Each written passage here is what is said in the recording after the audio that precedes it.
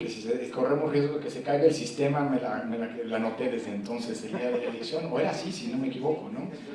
Miren, a ver, vuelvo al punto. Las elecciones en México son analógicas, los votos se cuentan de manera manual. Pero que alguno de los sistemas pueda ser vulnerado o deje de funcionar, tiene un enorme riesgo. Y concretamente, el más relevante, el más importante, el más, digamos así, expuesto, sobre todo en el momento delicadísimo que es desde el cierre de las casillas, ¿no? Y hasta que los votos se cuentan en el cómputo distrital 3 días después, es un periodo bien importante en donde el vacío de información puede ser delicadísimo para el futuro de la elección, como ocurrió, por cierto, en el año 2006, cuando el INE no dio los resultados del conteo rápido porque estábamos en un escenario de mucha estrechez en los resultados.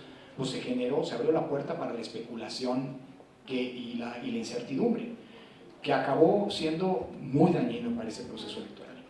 Dicho lo cual, si bien los votos se cuentan hasta el miércoles legalmente, esos 2 días previos, y particularmente en la noche de la jornada electoral, tienen que estar, eso es lo que enseña la experiencia, digamos que tienen que contar con mucha información para inocular la especulación y acotar la incertidumbre.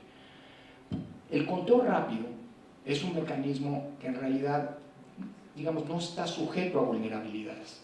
¿Cómo opera el conteo rápido? Hay una muestra muy grande de casillas, serán entre 7.000 y 9.000 casillas, ninguna encuestadora tiene esa capacidad. Los datos se van a tomar desde los cuadernillos de trabajo dentro de la casilla, con lo cual estaremos en grado de tener información hacia las 11 de la noche a más tardar, o alrededor de las 11 de la noche en todo caso. La comunicación de los resultados del conteo rápido opera vía teléfono, de modo tal que hay una serie de claves verificadoras, no es que haya una posibilidad de hackear el sistema en cuanto tal. Lo peor que puede pasar es que un teléfono no funcione, pero la muestra es tan grande que estadísticamente resultaría algo irrelevante. Tendrían que dejar de funcionar 9.000 teléfonos para que estuviéramos en problemas, ¿no? Y si se cae la red de modo tal que no haya 9.000 teléfonos que funcionen, pues bueno, pues a estas alturas al INE pídanle lo que pueda hacer el INE, ¿no? Al rato nos van a encargar de gestionar redes telefónicas, eso sí no conviene ir para allá a propósito de la reforma que por venir. Y luego todo lo demás, digamos, el procesamiento de los propios datos ocurre en computadoras que administra el Comité Técnico del Conteo Rápido. Eso es decir, es un ambiente absolutamente cerrado, digamos así, no es que sea un ambiente conectado, digamos, a Internet que pueda ser eventualmente vulnerado. Ocurre con condiciones de seguridad muy particulares. Segundo, el PREP. El problema que hemos visto con el PREP, los ataques que ha tenido el PREP en el pasado, no son ataques de interferencia y de manipulación de los resultados.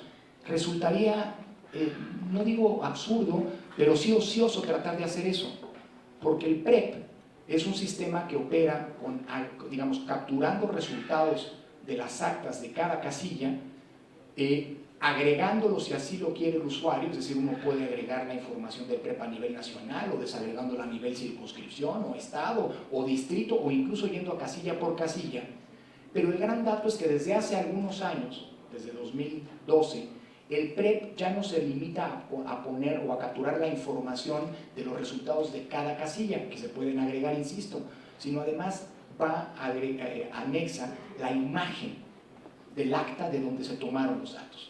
Es decir, cualquier ciudadano, desde cualquier lado del mundo, en cualquier computadora, puede verificar que el dato de resultados capturado para una casilla coincide con lo que los ciudadanos asentaron en el acta, cuya imagen está o bien fotografiada con estos celulares desde la casilla o bien escaneada una vez que el paquete electoral llega a nuestras instalaciones. Es decir, que alguien se ponga a manipular los datos del PREP, pues resulta ocioso porque es fácilmente identificable cuando hay una diferencia entre lo que el sistema arroja y lo que las imágenes de las actas plantean. Por eso el PREP ha evolucionado, por eso el PREP hoy contiene las actas. Estamos hablando de un sistema que tiene que administrar incluso hasta 450.000 imágenes de actas que se suben al mismo tiempo que la información de los resultados asentados en cada una de dichas actas. El problema informáticamente hablando que tiene el PREP, o los riesgos que tiene el PREP, y los ataques que ha tenido históricamente son ataques de los que se conoce como denegación de servicio. Es decir, robots que demandan información y que saturan los servidores. Por eso, conociendo, digamos, cuáles son estos tipos de riesgos, decía el profesor Banhart que el tema de la ciberseguridad es el tema de conocer riesgos y manejar los riesgos. Bueno, ¿cuál es nuestra experiencia en este sentido? Que el servidor del INE que opera el PREP, que además tiene un servidor espejo, son dos servidores que están reproduciendo simultáneamente la información, no es el servidor que se utiliza, al menos no primordialmente, para satisfacer la demanda de los usuarios de información de Internet. Es decir, quien busca información del PREP usualmente no es conectado al servidor que administra el propio PREP, sino que para eso contamos, tú me corriges, Jorge, pero el último proceso electoral tuvo unos cuantos, 30 difusores o más incluso. De la elección presidencial, alrededor de 30 difusores, entre ellos, por cierto, el del Universal, la UNAM, instituciones de educación superior, medios de comunicación, que son los que están presentando, por supuesto, las imágenes del INE, pero administradas, digamos, transmitidas, cuyo acceso ocurre en servidores que no son los del INE. Es decir, el INE dispersa esa información a varios servidores, de modo tal que si alguien quiere hacer una operación de denegación de servicio, de saturación de información, lo que va a hacer es bloquear en el mejor de los casos, pues a un servidor difusor de la información del INE, no bloquea el propio PREP.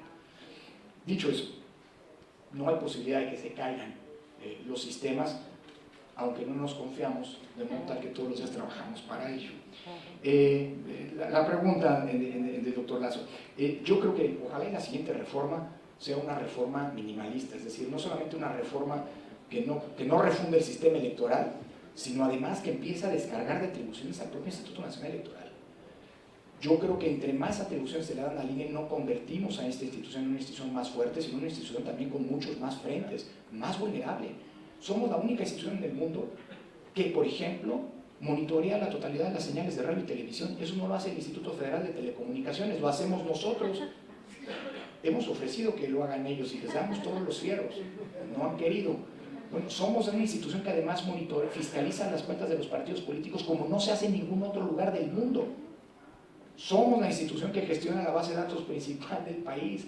Es decir, ojalá y la reforma sea una reforma minimalista en el sentido de que haga de la institución electoral una institución que eminentemente haga elecciones y no todos los agregados que con la reforma se le han venido haciendo. Voto electrónico, soy abogado, yo era de formación y luego politólogo, yo era refractario al voto electrónico antes de estar a la autoridad electoral como funcionario, no porque no confíe en la tecnología, sino porque el problema en México es un problema de confianza. Y si se ha acusado de que ha habido fraude, ¿no se acuerdan del famoso algoritmo? Fraude cibernético en las elecciones en México, cuando los votos se cuentan a mano, imagínense si el voto fuera electrónico. Dicho lo cual, hoy me he referido completamente. Y creo que si avanzáramos hacia mecanismos de votación electrónica, que generen todo para atender la preocupación, por cierto, de los alemanes, de que tiene que haber un respaldo en papel para los recuentos, que le dé certeza al elector de que votó como la computadora recogió el voto tal como quiso emitirlo, etc. Yo creo que hay que avanzar para allá. Alguien puede decir, ¿y cómo le hacemos para inocular la desconfianza? Miren, la experiencia comparada es muy rica.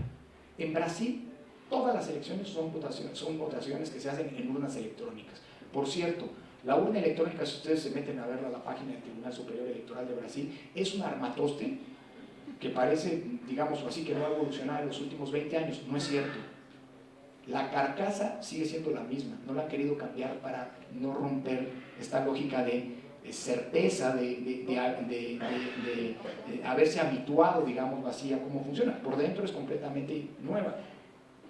Y yo les preguntaba, oigan, pero Brasil es un país en el que la incertidumbre y la desconfianza también está presente. ¿Cómo le hicieron?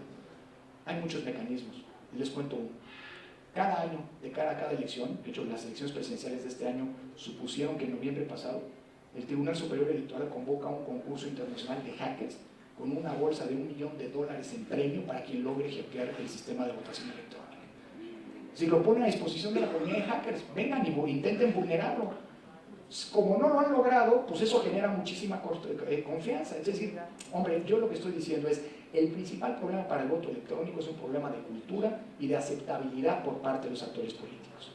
pero yo creo que la desconfianza sí puede remontarse y ojalá avancemos para allá, porque simplificaríamos muchísimo el sistema electoral mexicano. O sea, sí, esa es una gran discusión, no es nueva, y ha colocado la autoridad electoral, como lo han hecho en otros países. En Taiwán, por ejemplo, vas a votar y en la casilla hay un letrero donde dice se prohíbe el uso de celulares.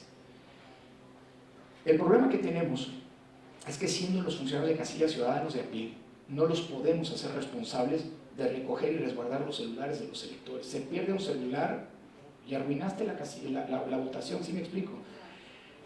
Yo creo que la mejor manera de combatir todos los mecanismos de compra y coacción del voto, que es lo que está detrás, digamos así, de algunos mecanismos de los que se cuenta mucho, pero la verdad no hay ninguna prueba documentada de cuánto sean eficaces, como por ejemplo, te doy una despensa si sacas el voto de tu boleta. Por cierto, hay muchos, así como existen esas, no sé si llamarlas leyendas, existen esas, esas historias, pues hay contrahistorias, Hay quien dice que hay sitios en internet donde tú puedes copiar una imagen de un voto y decir, miren, esta es la imagen de mi celular y votar por quien se te pegue la gana. Yo creo que la mejor garantía contra la compra y la coacción del voto es que las y los ciudadanos nos asumamos que existen condiciones para votar de manera libre y votemos como se nos pega la gana. No es casual, digo un dato, que en los últimos 3 años hayamos tenido el número de alternancias más grande de nuestra historia. En nivel local, en nivel federal, nunca había habido tantos cambios de ganador como en los últimos 3 años. Yo no estoy diciendo que no haya compra de voto en este país, yo no estoy diciendo que no haya clientelismo. Lo que estoy diciendo es que cuando los ciudadanos se asumen como verdaderos titulares de un derecho de decidir por quién los va a gobernar y lo hacen votando de manera libre, no hay mecanismo de compra de voto, no hay mecanismo de coacción que sea, que valga, que lo supere. Por eso yo creo que los mejores garantes de las elecciones no son las autoridades electorales, no son los partidos, son los propios ciudadanos. El voto de los jóvenes. Par de datos. 40% del padrón electoral son millennials. Sí, chavos entre 18 y ya no tan chavos, 34 años. 40%. De esos, 25 millones, poquito más de 25 millones, son chavos de entre 18 y 29 años, que es otra categoría porque son los que están estudiando, no necesariamente están incorporados al mercado laboral. De esos 25.7 millones, si no me falla la memoria, 12.5 millones son jóvenes que van a votar por primera vez en una elección presidencial. Y de esos, 6 millones son jóvenes que van a votar por primera vez en una elección federal. ¿Sí? Ese es el universo. ¿Cómo logramos para que los chavos, ustedes, generen confianza en un ambiente de tanta desconfianza? Miren, esa es la gran pregunta que enfrenta el Instituto Nacional Electoral. Yo lo que diría es, la mejor respuesta, nadie puede pedirles cheques en blanco. Yo no puedo venir aquí, no los puedo convencer a ustedes diciendo, oiga, ¿saben qué? Yo soy académico de la UNAM, me formé en la UNAM, sigo dando clases en la UNAM, créanme porque soy buena onda o porque soy la autoridad electoral. Yo no puedo pedir un cheque en blanco a ustedes. La autoridad electoral no se los puede pedir. Tiene que construirse la confianza. O sea, la confianza de ustedes, de cualquier ciudadano, se tiene que construir.